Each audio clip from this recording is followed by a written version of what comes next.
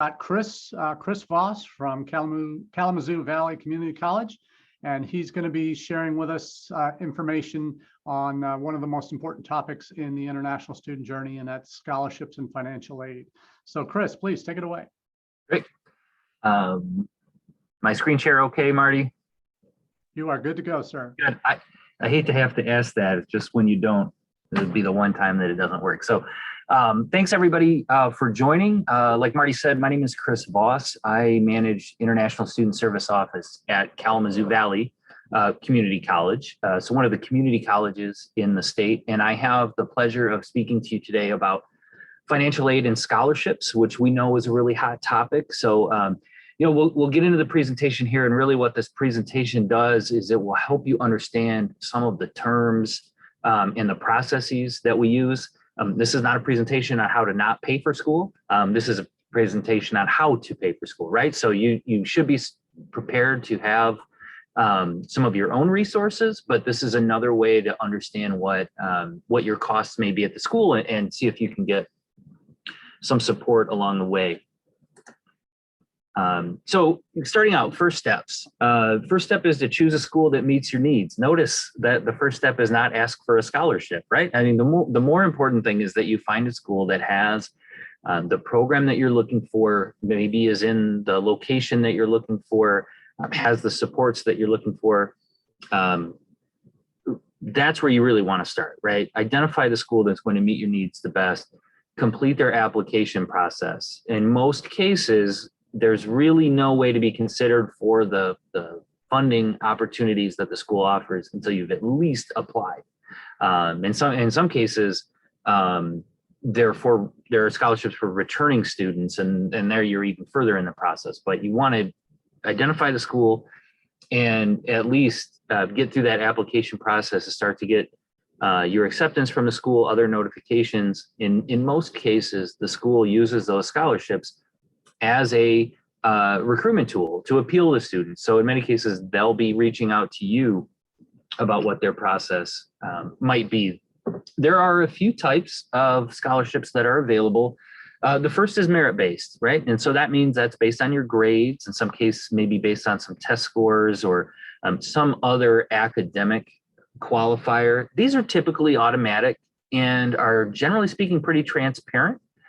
Meaning that schools will tend to go ahead and publish publicly what they are. You should be able to find information on those. Athletic scholarships sort of speaks for itself. And these vary by institution. Depending on the institution's athletic division, some are allowed to offer scholarships, some are restricted from that. So some schools may have the opportunity to participate in athletics, but not necessarily be able to offer scholarships attached to that.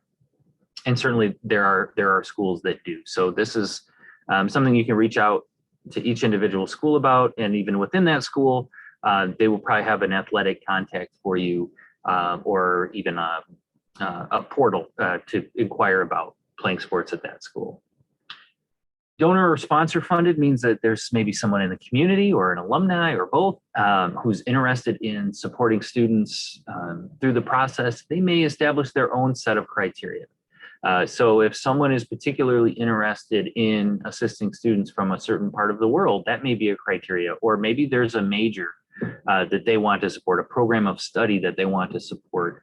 And schools will usually have some type of listing or directory of these donor scholarships. And again, they're based on criteria. If they list 20 of them, there might be some that don't apply to every student, right? So you kind of go through and you look at what does sound like you, and you want to make sure you apply by any deadlines that you see in the process. Institution-based, you could kind of overlap with these other categories, but you want to see, do they have something specifically for international students, right? Often there may be a tuition rate specific to international students and a scholarship offering that's specific to international schools. You'll hear us put this disclaimer on a lot of things, but of course that varies from one school to the next. But these are some of the categories that you'll see.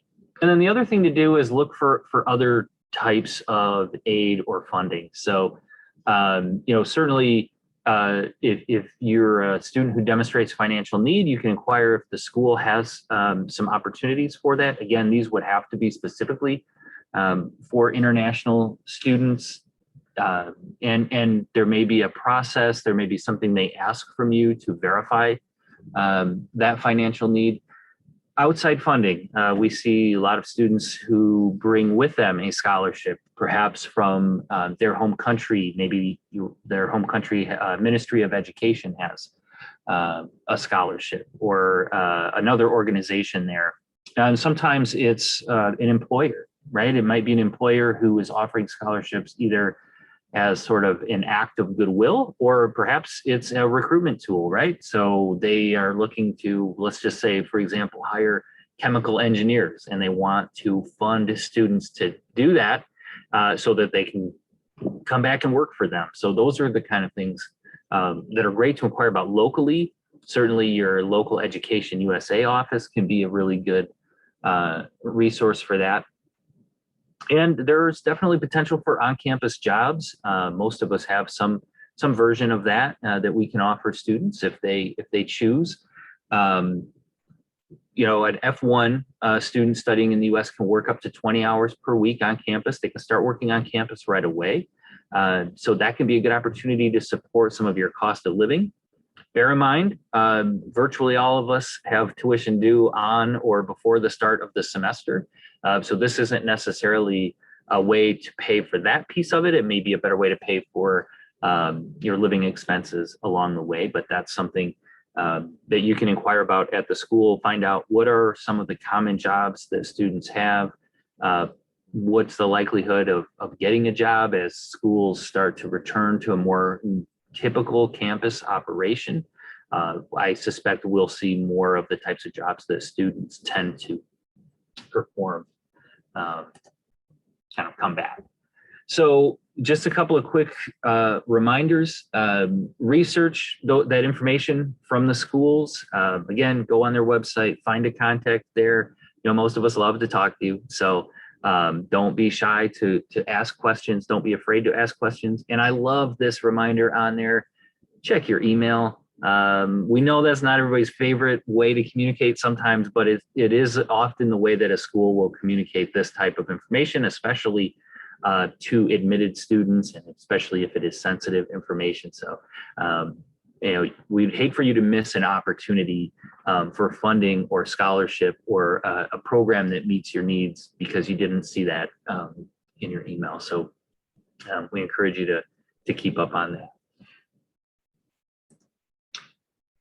And that concludes my piece on financial aid and scholarships. Were there any questions that popped up, Marty? Yeah, we got a couple questions. Cool. I know one of them, maybe you can speak to this from the community college perspective, when it comes to the issue of the cost of attendance. One thing that is U.S. community colleges are certainly well known for is providing high quality and fairly low cost education compared to like a private elite university out in the Northeast. Can you talk us through like the total cost as an example of what it might be to attend KVCC and compared to a private college in the Northeast? Sure. Yeah, that's a great question, Marty. And that's a really good opportunity to drive home, I think, a couple of points here. And one is not exclusive to community colleges. One thing I would tell you is we love the word scholarship, but I really encourage people to shift their focus to what are you in your family or whatever your support is actually going to pay for your education. So like you said, Marty, community colleges tend to be less expensive for those first couple of years of an undergraduate degree. So tuition at Kalamazoo Valley is about $8,000 a year. That's relatively typical for a community college. The average public U.S. university is about $21,000, and the average private's about $35,000. And there are good reasons to go to those institutions too. But if your primary focus is cost, what we really would encourage is that you focus on, okay, here's the tuition at the school minus what they might be offering me. What am I actually going to pay, right? A school that's $50,000, like you said, maybe one of those Northeast schools, Marty, they can offer you $20,000 in scholarship, and that might sound like a lot, but at the end of the day, you're still paying considerably more than the average school, right? So that's what I would really encourage students to think about when they're shopping. And yes, like you said, community college can be a good way to save some money, even if there's not as much scholarship money being offered. At the end of the day, the bill is often lower. Right. I love the comparison there, because the sticker price example, don't get scared off by the sticker price. Look at the bottom line after what any awards that you might get to be, but as you do your comparisons between colleges. That's great. Jacque also has a question here. He's asking about what are the nature of jobs offered on campus to international students, and if are students allowed to study on campus or other hours rather than study hours. I'm not sure what that is referring to, but maybe just a maximum number of hours and those types of things for during the school year and during break. Sure. So when school's in session, students can work up to 20 hours per week. They can go more than that during a break period. And the nature of the jobs, just some examples of the ones on our campus is our wellness and fitness center employs international students. Library, cafeteria, the bookstore. We happen to operate a museum, and students can work there as well. That's considered a campus facility. So those are some of the more common ones. And again, some of those have been somewhat limited in operation during the pandemic, but we're starting to see them reopen as campus reopens. Are students allowed? I'm not sure if this is if I'm interpreting that correctly, but there certainly are open times on campus for students to use facilities, right? They can be here to study, not just when they're in their classes. We all have some type of common space that students can use to study or meet with other students. Right. And if I could maybe add to that, even that the library tends to have really extended hours that are available, especially during exam times, maybe especially on big residential campuses or even small residential. And then also, I think when you're in the STEM fields, for example, in the laboratories, many times students will have access to laboratories after hours too, because of the research they're doing. So certainly, as Chris said, there's designated hours, and then I think there's other facilities that are open to students, at different times of the evening or the nighttime for specific purposes, especially when it comes to your certain majors, like in the STEM areas. Great. Thank you both for contributing on that question. I really appreciate that. I think that's all the questions we had on the financial aid side of it and scholarship side. So thank you, Chris. Yeah, my pleasure. Okay, appreciate that.